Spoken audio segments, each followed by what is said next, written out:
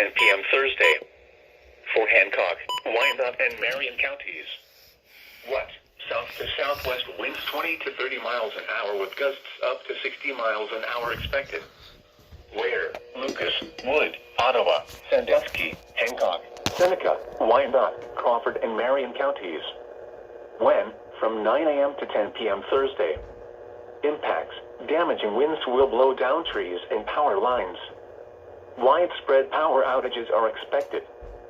Travel will be difficult, especially for high-profile vehicles. People should avoid being outside in forested areas and around trees and branches. If possible, remain in the lower levels of your home during the windstorm and avoid windows. Use caution if you must drive.